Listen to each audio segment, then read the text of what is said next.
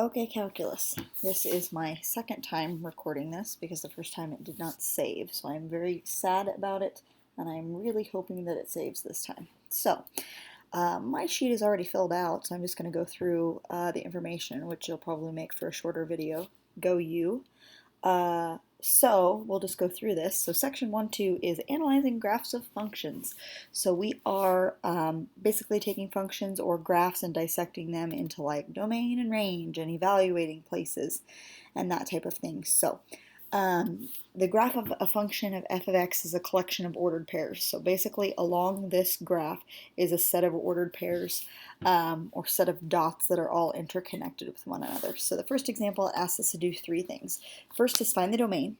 Second is evaluate the function for f of -1 and f of 2, which we've done here. Okay, and the third thing is to find the range. Okay, so I wonder if I can make this any bigger. How do I make it bigger? Bigger. I'm probably going to screw something up. Nope, not that bad. Okay. Well, maybe we might just be stuck. I guess you guys can see it on your paper, kind of up close. Okay, so we'll just go with it. All right. So A, we talk about domain, and the domain is just like the x's going to the left and to the right. So this graph, all I'm looking at is going to the left and to the right. The farthest left he goes is at -1. You can see that a little bit closer on your graph, -1. And then the farthest to the right that he goes is 5, okay? So we will write our domain as -1 is less than x, which is less than 5. And since there's a closed dot on -1, we put an equal to symbol. Since there's an open dot on 5, meaning it doesn't touch 5 exactly, we only put a less than symbol. Okay, so this is what he will look like for our domain. Now we're only concerned with the numbers going left and right, and because he doesn't have any breaks or any vertical asymptotes or any holes or anything like that, he is touching every single point at some point along this graph, left and right, between -1 and 5. So we write it like this. That's in set builder notation. Some people don't like this notation. Some people would prefer interval notation, so I'm giving you the option of which one you would like to use. So interval notation is the same as set builder, except you have numbers and they kind of look like an ordered pair, but they're not. -1 to 5 is what this is saying, and you use a parenthesis for when it's not equal to. Shoot, I switched those two around. Shoot. Well, it's a good thing I redid this video because it's wrong. This one should be a bracket. Whoop, that one should be a bracket. And this one should be a parenthesis. Good job. Good job, Mrs. Comacher. So when it is an open circle, meaning it's not touching, you're going to do a parenthesis. And when it is a closed circle, you're going to do a bracket. Okay. I hop down to like part C for the range. The range, we're looking at the y coordinates. So domain is x, range is y. So we're looking at the y coordinates. Up and down. The farthest down that he goes is -3, and the farthest up that he goes is +3. And he is touching at some point every single place between those two, right? Sometimes he's touching at multiple places. Like here, he's touching 3 different places at 1 on the y-axis. That's okay. We can do that. But he's at least touching at one place between -3 and 3. So we write it like this. -3 is less than or equal to y this time, which is less than or equal to 3. Because they are both closed circles, we're going to make sure we put equal to symbols, and we're going to use brackets if we choose to use interval notation. So again, it is not necessary for you to use both of these notations, but some people prefer one over the other. So if this makes sense to you, go ahead and write it that way. But if you like the interval notation, you don't have to write quite as much. So whatever. In part B, they want us to evaluate f of -1 and f of 2. So all that means is find the y coordinate, or the f of x, when x is -1. So we go to -1 on the x-axis and go up to our graph, and our graph is touching at a +1. So this is the point, basically, -1, 1. If we go to 2 on the x-axis, so go over to 2, we can go down to -3. That's where he's touching. So this is the point 2, -3. So we would say our solutions are 1 and -3, because f of -1 is 1, f of 2 is -3. So we're just looking to evaluate and find the y coordinate, where the x coordinate is whatever it gives to me. Okay?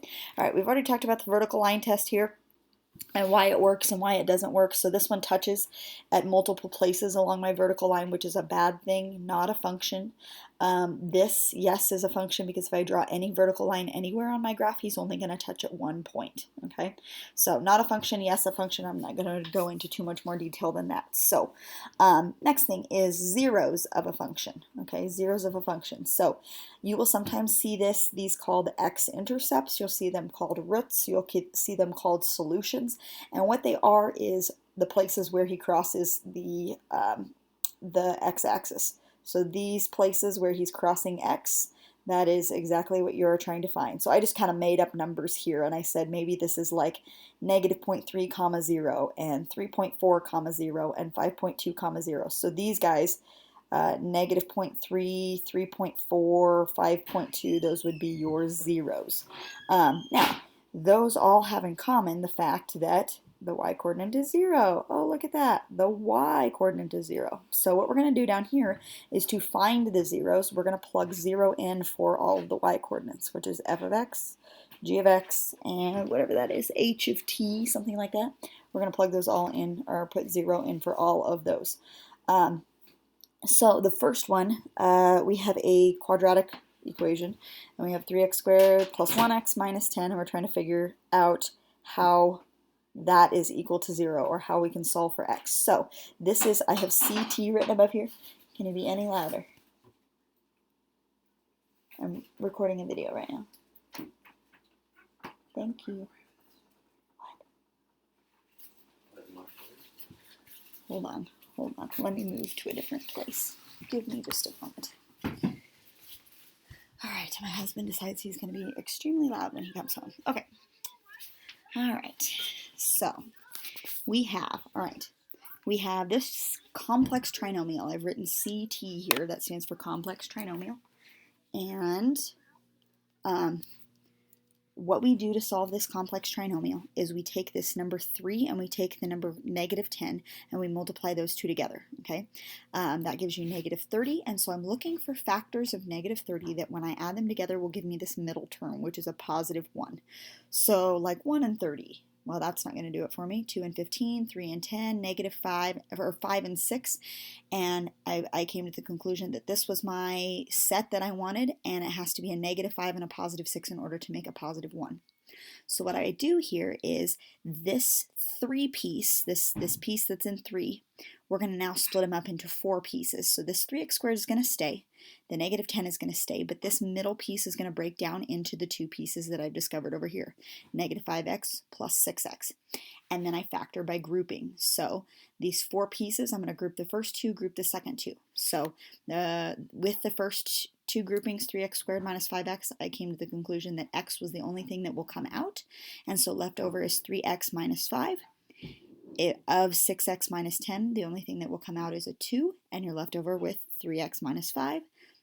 Now you want what's in parentheses to be the same thing, so I know that I did that right, okay?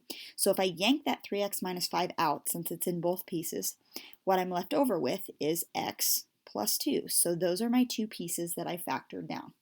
Now I'm going to set those two both equal to 0. So if I set 3x minus 5 equal to 0, I'm getting really small on my work here. 3x minus 5 equal to 0. If I add 5 to both sides, I have 3x equals 5, and if I divide by 3, x equals 5 over 3. Now also if you set x plus 2 equal to 0 and you subtract 2 from both sides, x equals negative 2. So there's that. All right, so complex trinomials are kind of the worst ones to factor. They're kind of disgusting a little bit. So this one's going to be a little bit better. So number 2, if we set our y-coordinate equal to 0, we are going to get rid of the square root, we're going to square both sides. You can see my little 2 up here maybe. You see my little 2 right there? That 2 basically gets rid of the square root, and then 0 squared is also 0. So this on the left side doesn't change, but it gets rid of the square root on the right. I like when that happens. So just to make things simple and not have to deal with negatives, I went ahead and added the x squared over to the other side rather than moving the 10. So then I will have x squared equals 10, and to get rid of the square, I take the square root of both sides, okay? So x is going to be equal to the square root of 10, but since we took the square root, plus and minus. Square root of 10 doesn't break down, so I just leave them like that. You can put them as a decimal probably, but just leave them alone. Square root of 10 is fine. All right, if I'm going through this too fast, just keep in mind that this video you can probably pause and write some stuff. So number 3, again, we plug 0 in for the y-coordinate, or h of t. Now, this looks kind of complicated to start with, and it's really disgusting, but when we have fractions and we try to get rid of those fractions, we're going to multiply the denominator to the other side. So I multiply by t plus 5, multiply by t plus 5, but anything times 0 stays 0. So that basically just gets rid of the denominator.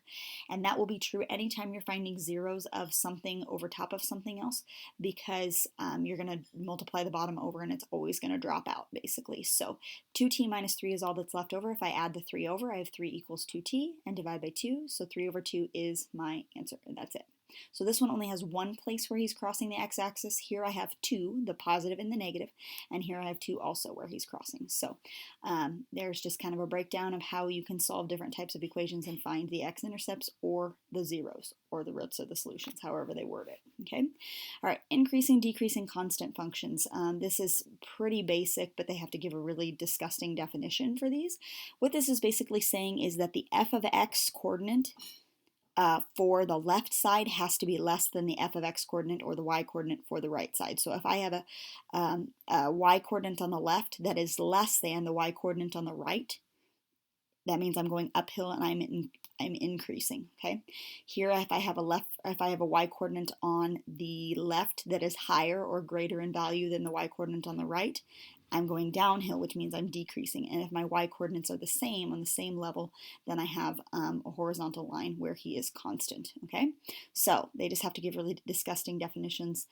You'll see those again if you take math in college. They kind of try to complicate things with some definitions, but that's what that means. So let's go to the back side and let's look at some of these definitions. All right, so don't worry about this where it says point of inflection. I'll talk about that later here. But this first graph that it gives to us, we have this curve. And along this curve, he looks like he might be leveling out here, but he does not. He's the graph of x to the third power. So he is just kind of, taking it easy here in the middle, but he's still increasing, okay? So we can call that two different ways. We can go, it's all reals for increasing, and or we could say that it's increasing from negative infinity to infinity. So what I did for each one of these is I said increasing, decreasing, constant, increasing, decreasing, constant, increasing, decreasing, constant. And we wrote out the intervals on which they are increasing, decreasing, and constant. So this one is never decreasing, so I put like a little dash there. It is never constant, so I put a little dash there, okay?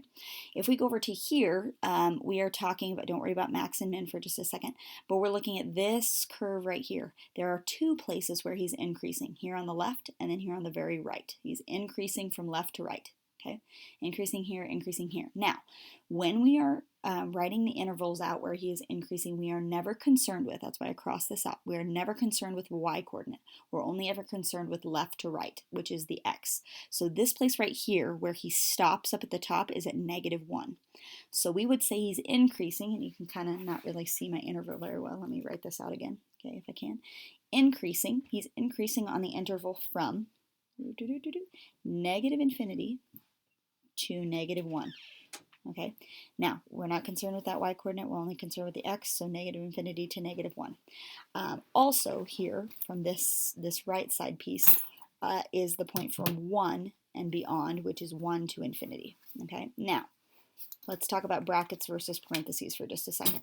Infinity and negative infinity can never be touched exactly. They're not like definite numbers, so we use parentheses around those always. Now, I realize that there is a closed dot on -1 and on +1, so why don't we use a bracket here? And it is because at -1 and +1, it is neither increasing nor decreasing. Oh, I'm out of battery. It is neither increasing nor decreasing, so we put a parenthesis around that just to note that, like, at -1 exactly, it is not increasing. It's doing basically nothing, okay? And what we do is, in the middle of that interval, we put a union, a U. That just means both of those together combined make all of the increasing sections. Yeah, there's a kid right there. Yeah. I've seen that. Okay. Decreasing, then, is just right here in the middle. Decreasing is here in the middle, so it's going from -1 to 1. And again, -1 and 1 exactly are neither increasing nor decreasing, so we do a parenthesis around each one of those.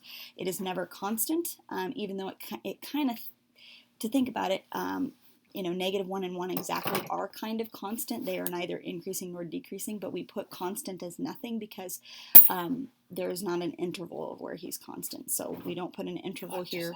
But anyway, leave her alone. Leave her alone.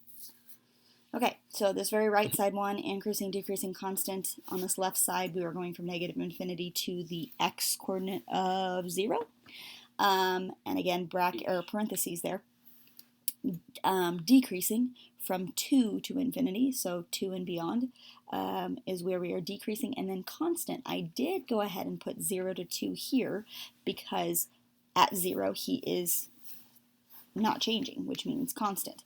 At 2 he is not changing, which means constant. So we're going to go ahead, and since there is an interval for constant, we put 0, 2 with brackets around them. You can also kind of see in this piecewise function, this middle part here, that he is 0 less than or equal to x, which is less than or equal to 2. So that entails the brackets, okay? All right, now, relative minimum. A minimum occurs when you have decreasing on the left and increasing on the right. Maximum occurs when it's increasing on the left and decreasing on the right. So here would be an example of a maximum point. Here would be an example of a minimum point. This point right here is neither increasing or it is not changing direction, basically, so this is not a maximum or a minimum, but he is something called a point of inflection, which we'll get to later on, not in this chapter. I know we talked about him a lot in chapter 5, but if you want to write that down, sure. Point of inflection is what his name is. He's important, but he's not a maximum or a minimum, okay?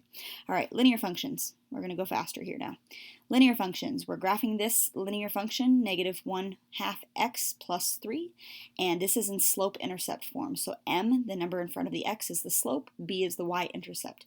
When you're graphing, you start with the y-intercept. So we start at 3, and then from there, the slope tells me where to go. You go down 1 over 2, down 1 over 2, down 1 over 2, etc., and you draw your line. So this is what the graph of negative 1/2 x plus 3 looks like.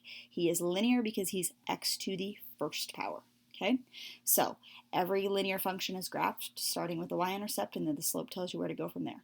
Okay, now write the function for which f of 1 equals 3 and f of 4 equals 0.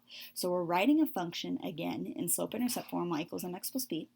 And they try to give you all this fancy stuff, but basically this means that I have coordinate points 1, 3, and 4, 0. I wrote them down right here. 1, 3, and 4, 0. That's all f of 1 equals 3 and f of 4 equals 0 means. I just have those 2 points.